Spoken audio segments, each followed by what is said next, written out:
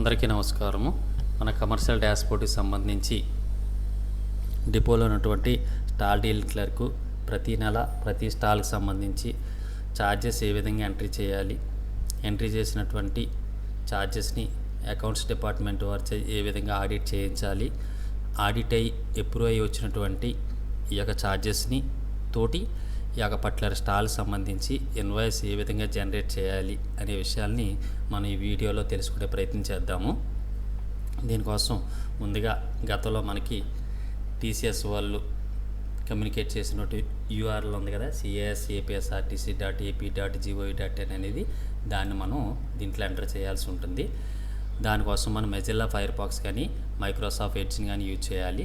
నా దగ్గర Microsoft edge ఉంది కాబట్టి దాన్ని నేను యూజ్ చేస్తున్నాను. దాంట్లో చేయగానే మనకి యూజర్ నేమ్ పాస్వర్డ్ వస్తుంది. ఆల్రెడీ డిపోలో ఉన్నటువంటి పీడీ సూపర్వైజర్లకి, ఏడీ సూపర్వైజర్లకి కూడా విడివిడిగా యూజర్ నేమ్ పాస్వర్డ్ ఇవ్వడం జరిగింది. ఆ యూజర్ నేమ్ పాస్వర్డ్లకి సంబంధిత రెస్పాన్సిబిలిటీస్ కూడా పెట్టడం జరిగింది. ఫర్ ఎగ్జాంపుల్, నేను ఈ స్టాల్ చార్జెస్ ఎంట్రీ అనేది పీడీ సూపర్వైజర్ చేయాల్సిన పని కాబట్టి ఈ పీడీ సూపర్వైజర్ యొక్క లాగిన్ ద్వారా నేను ఎంటర్ అవుతున్నా.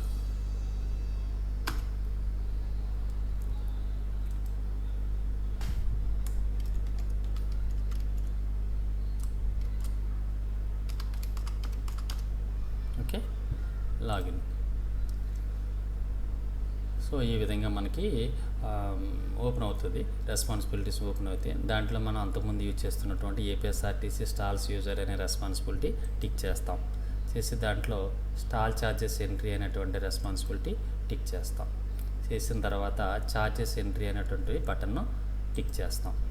చేసిన తర్వాత ఇక్కడ స్టాల్ నెంబరు, ఏ స్టాల్కి అయితే మనం ఛార్జెస్ ఎంట్రీ చేయదలుచుకున్నామో ఆ స్టాల్ నెంబర్ ఇక్కడ ఎంటర్ చేస్తున్నాను.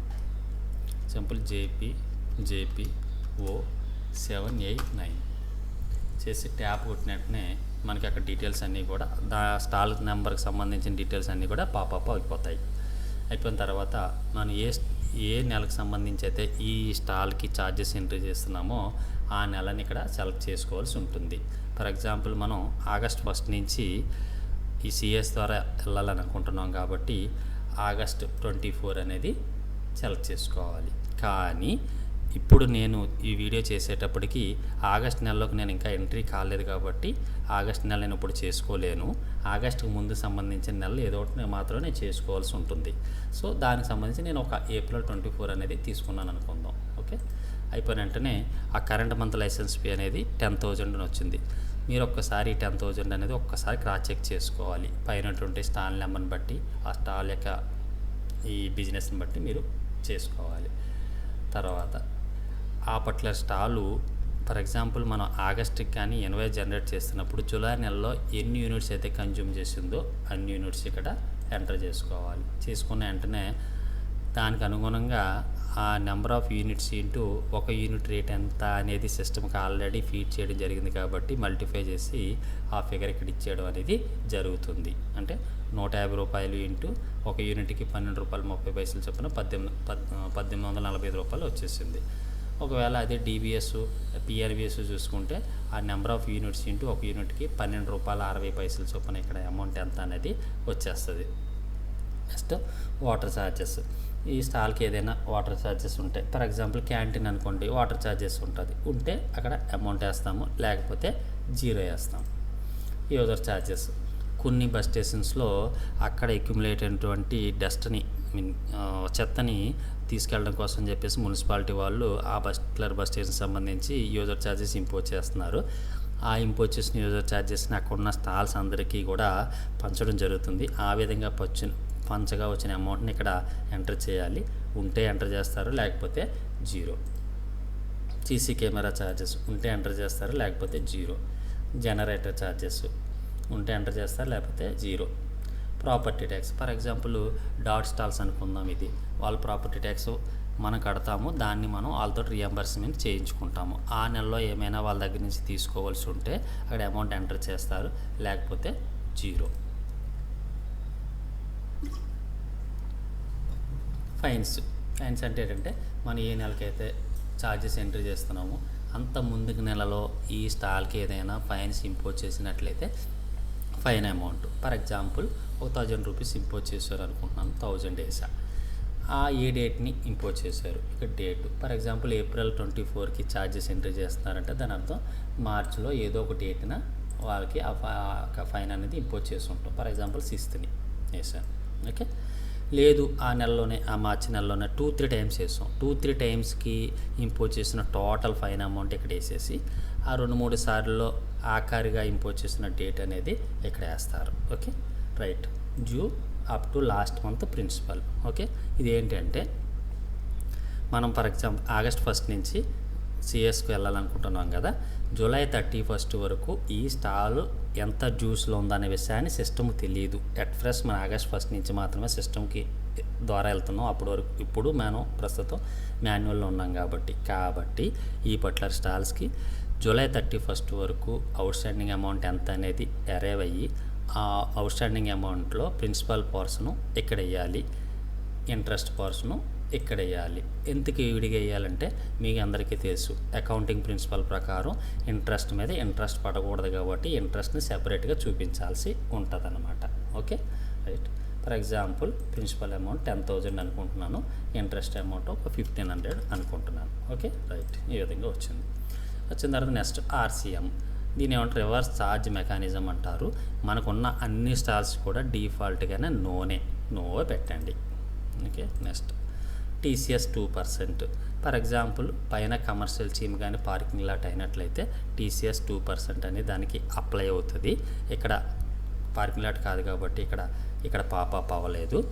ఓకే, అయితే పార్కింగ్ లాట్కి టీసీఎస్ పడేటప్పుడు ఎలా పడుతుంది అంటే టోటల్ ఇన్వాయిస్ అమౌంట్ మీద 2% అనేది ఇక్కడ పడుతుంది అనమాట.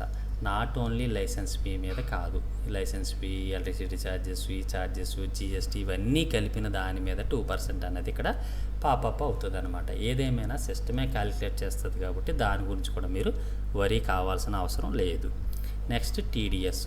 ఈ టీడీఎస్ అనేది ఒక అకౌంటింగ్ ప్రొసీజర్ సంబంధించి ఈ ఫీల్డ్ పెట్టడం జరిగింది. ఇక్కడ మీరు డిఫాల్ట్గా 0 ఇచ్చుకుంటే సరిపోతుంది. ఒకవేళ కొంతమంది టీడీఎస్ డిడక్ట్ చేసుకుని కడుతున్నారు అని అక్కడ ఈ టీడీఎస్ అమౌంట్ వేసినా కానీ అది ఎక్కడ కూడా ఇన్వాయిస్లోకి రిఫ్లెక్ట్ అవ్వదు. మీరు అమౌంట్ వేసినా 0 వేసినప్పటికీ కూడా రిఫ్లెక్ట్ కాదు కాబట్టి 0 వేస్తాం. అంతా అయిన తర్వాత క్యాలిక్యులేట్. సో ఈ విధంగా అక్కడ 10,000 లైసెన్స్ ఫీ మీద పడినటువంటి ఇవన్నీ కూడా ఇక్కడికి వస్తుంది. అయితే మీకు ఒక డౌట్ రావచ్చు, ప్రీవియస్ ఇది ఉంది కదా 10,000 1,500 దీంట్లో లేదు కదా అని అనవచ్చు. ఎప్పుడు కూడా ఇన్వాయిస్ అనేది అట్ ఫ్రెష్ ఉంటుంది. ఆ నెలకి జనరేట్ అయ్యే ఛార్జెస్ మాత్రం ఉంటాయి కానీ గత నెల బాకీలు దీంట్లో ఉండదన్నమాట. కానీ ఇక్కడ ఎందుకు ప్రస్తావిస్తామంటే దీని మీద వడ్డీ పడడం కోసం, ఏదైనా అవుట్స్టాండింగ్ ఎంత అనే విషయాన్ని సిస్టమ్ తెలియపరచడం కోసం మాత్రమే ఇక్కడ ఎంటర్ తప్పక చేయాల్సి ఉంటుంది అనమాట. ఓకే, ఇలా ఎంటర్ చేసిన తర్వాత సేవ్ కొట్టాలి. సేవ్ కొట్టిన వెంటనే ఈ డీటెయిల్స్ అన్నీ కూడా సిస్టంలోకి సేవ్ అయిపోతాయి. సేవ్ కొట్టేసి అయిపోయిన తర్వాత సబ్మిట్ కొట్టాలి. వన్స్ సబ్మిట్ కొట్టిన వెంటనే ఈ డీటెయిల్స్ అన్నీ కూడా మీ డిపోలో ఉన్న అకౌంట్ సూపర్వైజర్ గారికి నోటిఫికేషన్ ద్వారా వెళ్ళిపోతుంది. సో సబ్మిట్ కొట్టా అంతే. ఎక్కడితోటి మీకు చూడండి పైన interface program has been submitted with request ID 584158221 ఈ విధంగా ఒకటి వస్తుంది అనమాట. ఎక్కడితోటి పీడీ క్లర్క్ ఛార్జెస్ ఎంట్రీ చేయడం అనేది అయిపోయింది. ఇప్పుడు లాగౌట్ అయిపోతున్నాం. ఓకే, ఇప్పుడు ఈ ఛార్జెస్ అన్నీ కూడా ఏడీ సూపర్వైజర్ గారికి నోటిఫికేషన్ రూపంలో వెళ్తుంది. అతనికి ఏ విధంగా నోటిఫికేషన్ వెళ్తుంది, ఆయన ఏ విధంగా చూడాలనే విషయాన్ని మనం మళ్ళీ ఒక అకౌంటెంట్ గారు అకౌంట్ సూపర్వైజర్ గారు లాగిన్ ద్వారా మళ్ళీ చూద్దాం. 351262 పాస్వర్డ్.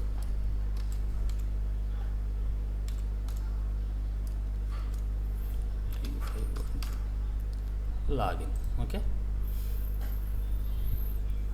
ఓకే, ఆ విధంగా ఆయనకి పేజ్ ఓపెన్ అవుతుంది.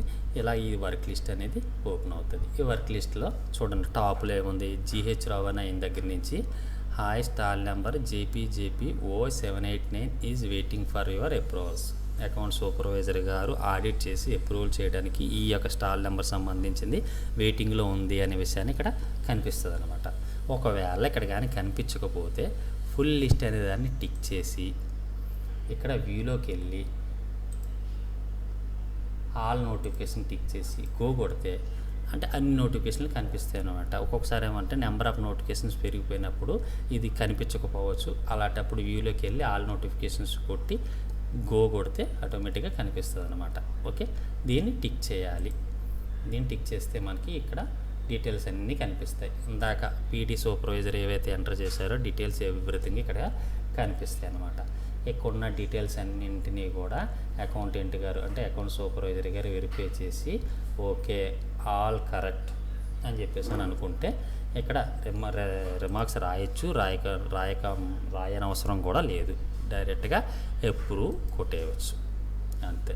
అప్రూవ్ కొట్టిన వెంటనే మళ్ళీ ఈ అప్రూవల్ నోటిఫికేషను ఇందాక పంపించిన పీడీ సూపర్వైజర్ గారికి వెళ్ళిపోతుంది. అలాగే ఈయనకి ఇక్కడ వచ్చేటప్పుడు దీని యొక్క స్టేటస్ క్లోజ్డ్లోకి వెళ్ళిపోతుంది అనమాట. ఇందాక చూసుకుంటే ఓపెన్లో ఉంటుంది. వన్స్ ఎప్పుడైతే దాని మీద యాక్షన్ తీసుకున్నారో క్లోజ్డ్లోకి వెళ్ళిపోతుంది అనమాట దాని యొక్క స్టేటస్.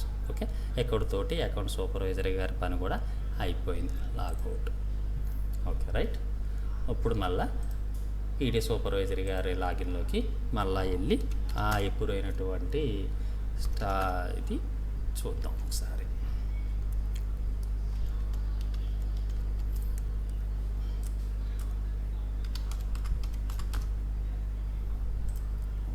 సో మళ్ళీ పీడీ సూపర్వైజర్ గారికి పేజ్లోకి వచ్చిన తర్వాత సేమ్ మళ్ళీ దీని వర్క్ లిస్ట్లోకి ఫ్రమ్ సిహెచ్ఎంకే రావు గారి దగ్గర నుంచి hi stall number JPJP0789 is approved. నువ్వు పంపించింది ఏదైతే ఉందో అది అప్రూవ్ అయిపోయిందని చెప్పేసి వస్తుంది. దాన్ని టిక్ చేస్తాం. దాన్ని టిక్ చేస్తే సేమ్ మళ్ళీ అప్రూవ్డ్ అని వస్తుంది. ఇప్పుడు మనం ఏం చేయాలంటే ఇక్కడ ఉన్నటువంటి స్టాల్ నెంబర్ని కాపీ చేసి పెట్టుకోండి. ఇంతకు ఏంటి అన్నది నేను చెప్తాను. ఓకే అయిపోయింది కదా, రైట్. అయిపోయిన తర్వాత ఇప్పుడు ఎప్పుడు అయింది కాబట్టి దీనికి ఇన్వాయిస్ జనరేట్ చేయాలి కదా. ఇన్వాయిస్ జనరేట్ చేయడం కోసం సేమ్ మళ్ళీ పక్కన ఉంటుంటే రెస్పాన్సిబిలిటీస్కి వచ్చి same APSRTC stall invoice PDF report ఇదే చేయండి. APSRTC stall invoice PDF report అనమాట.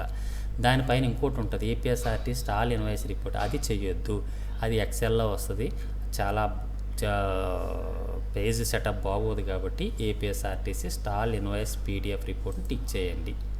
టిక్ చేసిన తర్వాత ఇలా పేజ్ ఒకవేళ జావా అనేది ఓపెన్ అవ్వకపోతే మీ సిస్టంలో ఈ పక్కన 3 డాట్స్ ఉన్నాయి కదా, దాన్ని టిక్ చేసి కిందన reload in internet explorer mode అనేది టిక్ చేస్తే జావా అనేది ఓపెన్ అవుతుంది. ఇక్కడ ఐ యాక్సెప్ట్ కొట్టి రన్ కొట్టితే ఈ విధంగా మనకి ఓపెన్ అవుతుంది అనమాట. ఓకే, స్టాల్ నెంబర్ ఇందాక నేను కాపీ చేసుకోమన్నాను కదా, స్టాల్ నెంబరు ఇక్కడ పేస్ట్ చేయండి. అంటే ఏం లేదు, పేస్ట్ అంటే అక్కడ Ctrl+C ఇక్కడ Ctrl+V. తర్వాత ఇప్పుడు మనం ఇందాక మనం ఏం చేస్తాం, ఏప్రిల్ నెలకే కదా మనం ఛార్జెస్ ఎంట్రీ చేస్తాం. ఏప్రిల్ నెలదే కదా ఇన్వాయిస్ మనం జనరేట్ చేయాల్సి ఉంది. APR 24. ఓకే, ట్యాబ్ కొడితే చక్కగా వచ్చేస్తుంది. ఓకే కొట్టేసాం. ఓకే కొట్టిన తర్వాత సబ్మిట్ కొట్టాలి. సబ్మిట్ కొట్టిన తర్వాత నో కొట్టాలి. నో ఎందుకు కొట్టాలి అంటే దీని యొక్క అర్థం ఏంటంటే ఇంకొక స్టాల్ సంబంధించి కూడా ఇన్వాయిస్ ఇప్పుడే జనరేట్ చేసేసుకుంటావా, మల్టిపుల్ స్టాల్స్కి మల్టిపుల్ ఇన్వాయిస్లు ఇప్పుడే జనరేట్ చేసుకుంటావా అన్నప్పుడు ఎస్, కానీ జనరల్గా నోయే కొట్టాలి. నో కొట్టిన తర్వాత పైన వ్యూకి వెళ్ళాలి. వ్యూ టిక్ చేస్తే కిందన రిక్వెస్ట్ ఉంటుంది, దాన్ని టిక్ చేయాలి. టిక్ చేసిన తర్వాత ఫైండ్ టిక్ చేయాలి. ఫైండ్ టిక్ చేసిన తర్వాత ఇక్కడికి వస్తుంది మన రెడీ అయిపోయినటువంటి రిపోర్ట్లన్నీ కూడా ఇక్కడికి వస్తాయి. APSRTC stall invoice PDF report.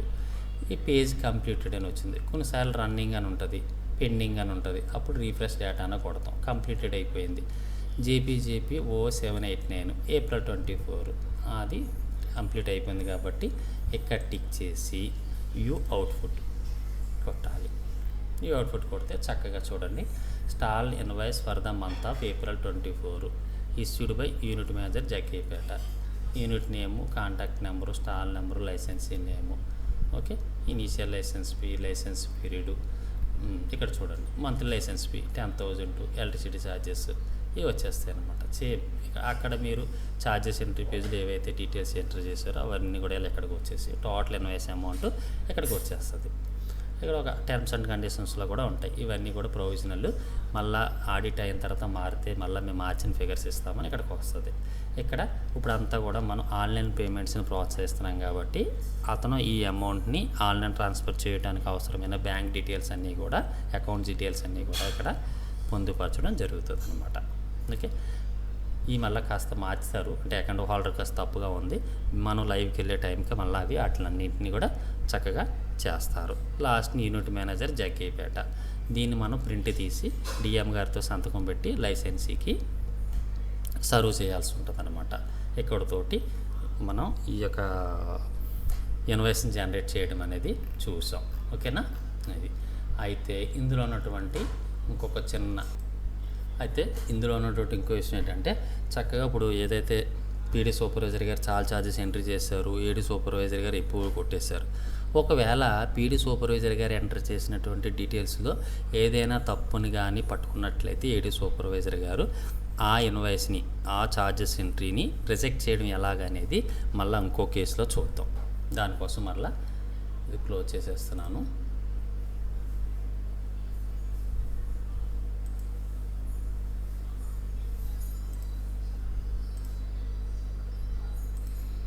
Okay, so logout అయిపోయాను.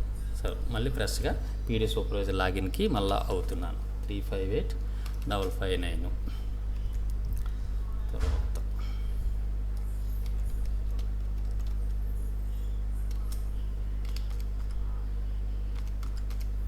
చేసిన తర్వాత లాగిన్. ఓకే, సేమ్ మళ్ళీ ఏదో ఒకటి ఒక వేస్ట్ ఆల్కి ఛార్జెస్ ఎంట్రీ చేద్దాం. ఏపీఎస్ఆర్టీ స్టాల్ యూజర్స్కి వెళ్తాము, స్టాల్ ఛార్జెస్ ఎంట్రీకి వెళ్తాము, మళ్ళీ ఛార్జెస్ ఎంట్రీకి వెళ్తాము. ఏ స్టాల్కి అయితే మనం యొక్క ఛార్జెస్ ఎంట్రీ చేయదలుచుకున్నామో దానికి చేస్తున్నా. జేపీ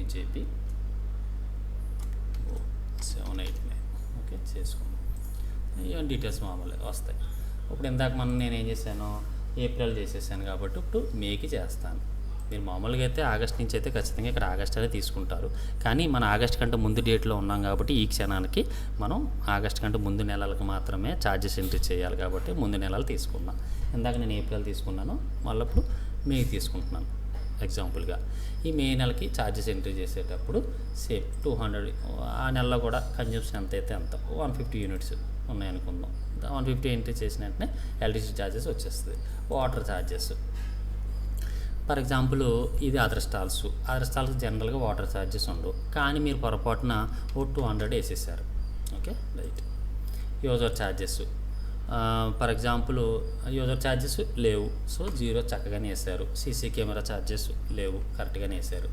జనరేటర్ ఛార్జెస్ లేవు, కరెక్ట్గానే వేసారు. ప్రాపర్టీ ట్యాక్స్ ఏదో ఫ్లోలో కొంచెం కన్ఫ్యూజ్ అయ్యి ప్రాపర్టీ ట్యాక్స్ కూడా మీరు వేసేసారు, 500 అర్థం. Okay, right. Fines 1000 rupees fine వేశారు.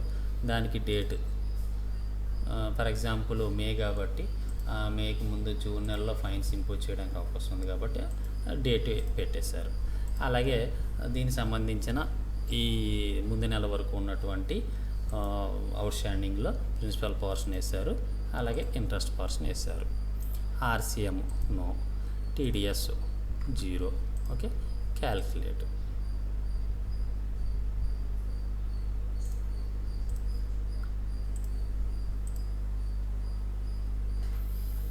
ఇలా ఈ విధంగా క్యాలిక్యులేట్ కొట్టిన తర్వాత మనకి ఆ ఫిగర్స్ అన్నీ కూడా క్యాలిక్యులేట్ అయ్యి మనకి వస్తాయి. అంటే ఇక్కడ కొంచెం సిస్టమ్స్లో ఉండటం వల్ల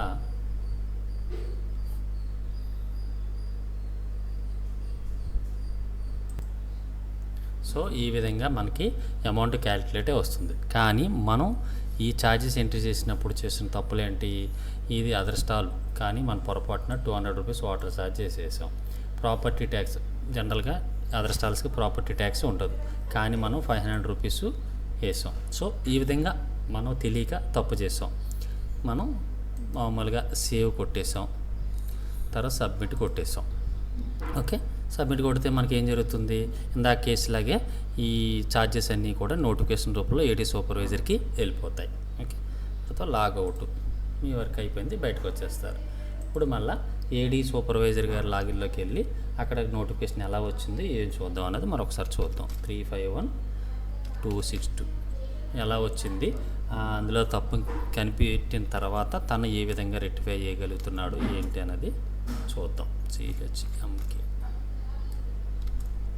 3512 login. Okay right, same right. ఆయనకు ఓపెన్ అయిన వెంటనే వర్క్ లిస్ట్లో stall number JPO789 is waiting for your approvals. తనకి అప్రూవల్ కోసం అడుగుతుందనే విషయాన్ని ఇక్కడ కనిపిస్తుంది వర్క్ లిస్ట్లో. దాన్ని టిక్ చేసిన వెంటనే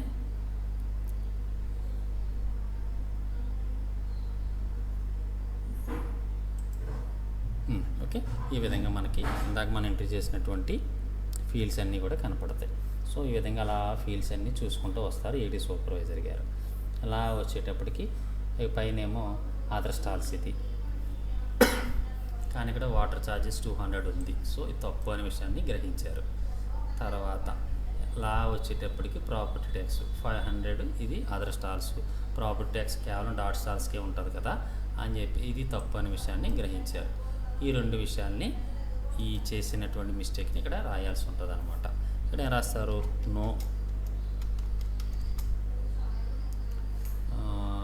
no water charges for other stalls. Okay అని ఉండదు. తర్వాత no property tax for that stalls. Okay ఆ విధంగా రాస్తాడు. ఇష్టం, ఈ లాంగ్వేజ్ ఇలాగే రాయాలని లేదు. ప్లీజ్ క్రాస్ చెక్ అని చెప్పేసి అని సింపుల్గా రాసి వదిలేసినా కానీ పర్వాలేదు. లేదు ప్లీజ్ చాకిచ్చగా అవన్నీ చెక్ చేసుకోవడం ఇది అవుతుంది. కాబట్టి ఐడెంటిఫై చేసిన మిస్టేక్ని క్లారిటీగా రాసినా పర్వాలేదు. ఇక్కడ ఏది రాస్తే అది అక్కడ ఆయనకి మళ్ళీ PD సూపర్వైజర్కి కనిపిస్తుంది. ఓకే ఇక్కడ ఇందాక మనం చేసాం అన్నీ బాగుంటే అప్రూవల్ కొట్టేస్తాము, కానీ బాగోలేదు కాబట్టి ఇది మళ్ళీ వెనక్కి వెళ్ళాలి కాబట్టి రిజెక్ట్ కొట్టాలి. రిజెక్ట్ కొట్టారు. రిజెక్ట్ కొట్టిన వెంటనే ఇది నోటిఫికేషన్ అనేది మళ్ళీ PD సూపర్వైజర్ గారికి వెళ్ళిపోతుంది. అక్కడతోటి AD సూపర్వైజర్ గారి పని అయిపోయింది, లాగౌట్. Okay right. ఇప్పుడు మళ్ళా PD సూపర్వైజర్ లాగిన్లోకి వెళ్ళి ఆ రిజెక్ట్ అయింది ఎలా ఉంది ఏంటనేది చూద్దాం. 358559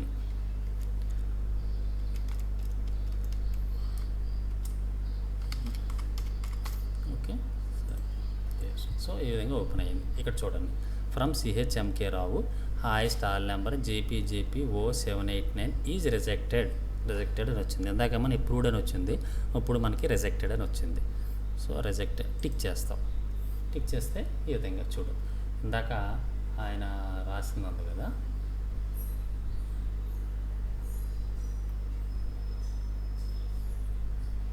రిజెక్టెడ్ అని వచ్చింది. 20 వర్క్ లిస్ట్.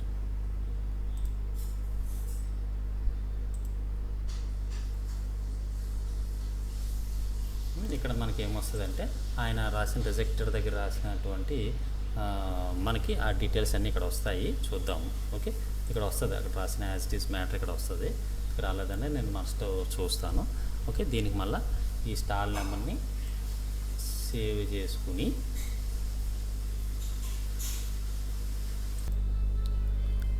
సో ఈ విధంగా అక్కడ మనం ఏదైతే AD సూపర్వైజర్ గారు రాసిన కామెంట్ ఏదైతే ఉందో అది ఇక్కడ అవుతుంది అనమాట. No water and the property tax for the other stalls అని చెప్పేసి అని ఈ విధంగా వస్తుంది. ఓకేనా, వచ్చిన తర్వాత సేమ్ ఓకే అని కొట్టేస్తాము. ఓకే అని కొట్టిన తర్వాత మనం వాటిని కరెక్షన్ చేయాలి కాబట్టి సేమ్ APSRTC స్టాల్ యూజర్లోకి వెళ్ళి మళ్ళా స్టాల్ ఛార్జెస్ ఎంట్రీ పేజీలోకి వెళ్ళి ఏదైతే స్టాల్స్కి మనం కరెక్షన్ చేయాల్సి ఉందో ఆ స్టాల్ నెంబరు ఎంటర్ చేస్తాం. JPO789 చేసి గో.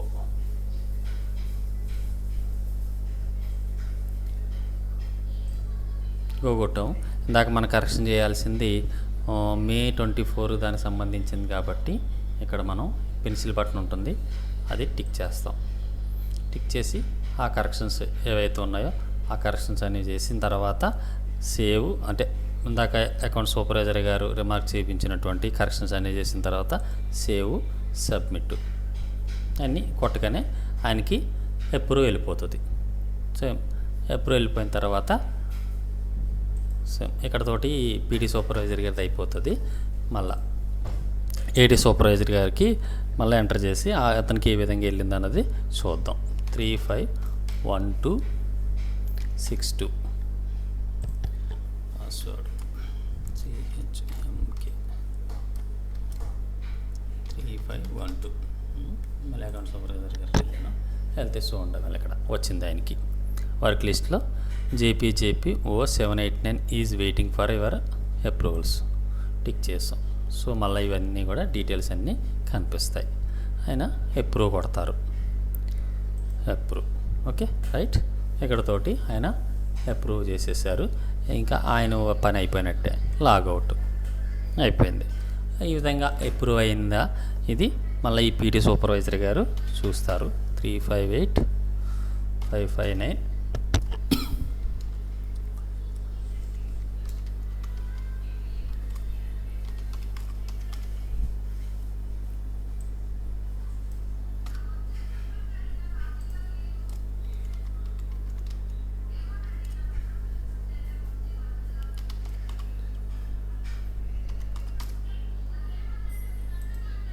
ఓకే. సో వచ్చింది సేమ్ వర్క్ లిస్ట్. ఇక్కడ చూడండి stall number JPJP 0789 is approved tick చేస్తాం. సేమ్ మళ్ళీ ఈ స్టాల్ నెంబర్ మనం కాపీ చేసి పెట్టుకోండి. దీనికి ఓకే అని పెట్టేసేయండి. పెట్టేసిన తర్వాత సేమ్ మళ్ళీ ఈ రెస్పాన్సిబిలిటీలోకి వెళ్ళి APSRTC స్టాల్స్ యూజర్స్కి వెళ్ళి దీంట్లో మళ్ళీ ఇందాక మనం వెళ్ళినట్టుగానే APSRTC స్టాల్ ఇన్వాయిస్ PDF రిపోర్ట్కి వెళ్ళి టిక్ చేయండి. టిక్ చేస్తే చెప్పాను కదంతా మళ్ళీ ఈ 3 బటన్స్ టిక్ చేస్తే reload in internet explorer mode అని టిక్ చేయండి. చేస్తేనే మనకి జావా అనేది ఓపెన్ అవుతుంది. యాక్సెప్టెడ్ టిక్ చేసి రన్ కొట్టండి. కొట్టిన తర్వాత సేవ్ ఈ విధంగా మళ్ళీ స్టాల్ నెంబర్ కాపీ చేసుకోమన్నాను కదా, పేస్ట్ చేయండి ఇక్కడ. ఓకే మంత్ ఏ నెలకు సంబంధించింది మే 24 కొట్టి ట్యాబ్ కొడితే అది కొట్టిన మంత్లో అక్షరాలు ఏదైనా క్యాపిటల్ లెటర్ స్మాల్ లెటర్స్ అటువంటి డిఫరెన్స్ ఉంటే అన్నీ రెక్టిఫై అయిపోతాయి. ఓకే ఓకే చేసి సబ్మిట్ అయిన తర్వాత నో కొట్టండి. ఎస్ ఎప్పుడు అంటే మల్టిపుల్గా రన్ చేద్దాం అనుకుంటేనే. సో ఎక్కువసార్లు